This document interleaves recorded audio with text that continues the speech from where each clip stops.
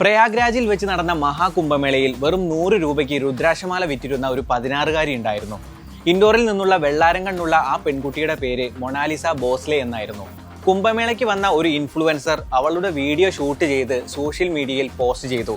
Video വൈറലായതോടെ വെറും ഒറ്റ രാത്രി കൊണ്ട് ആ പെൺകുട്ടിയുടെ തലവര മാറി മറഞ്ഞു. മൊണാലിസയുടെ വൈറലായ ഫോട്ടോ കണ്ട് ഇഷ്ടപ്പെട്ട പാട്ടുകാരൻ ഉത്കർ സിംഗ് അവളെ തന്റെ മ്യൂസിക് വീഡിയോയായ സാദ്ഗിയിലേക്ക് തിരഞ്ഞെടുത്തു.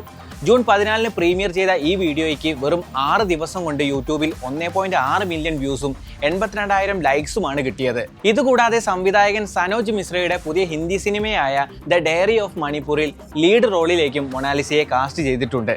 മൊണാലിസ ഒരു ലക്ഷറി XUVയിൽ യാത്ര ചെയ്യുന്ന വീഡിയോയാണ് ഇപ്പോൾ സോഷ്യൽ മീഡിയയിൽ ട്രെൻഡിങ് ആയിക്കൊണ്ടിരിക്കുന്നത്.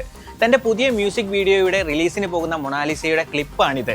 ഈ ആഡംബര XUVയുടെ വില 1 കോടി രൂപയിൽ കൂടുതൽ വരുമെന്നാണ് പറയപ്പെടുന്നത്. മൊണാലിസയെ പോലെ ഒട്ടും പ്രതീക്ഷിക്കാതെ നടന്ന ഒരു സംഭവം ജീവിതത്തിലെ പ്രധാന വഴിത്തിരിവായ മറ്റേതെങ്കിലും സെലിബ്രിറ്റിയുടെ കഥ നിങ്ങൾക്കറിയുമോ? എങ്കിൽ താഴെ ഒന്ന് കമന്റ് ചെയ്യൂ. പിന്നെ ഓർമ്മയുണ്ടല്ലോ, എൻ്റെ എഡ്യൂഫെസ്റ്റ് സ്പെഷ്യൽ ഓഫറായ അപ് ടു 50% ഡിസ്കൗണ്ട് ജൂൺ മാസം കൂടിയേ ഉള്ളൂ.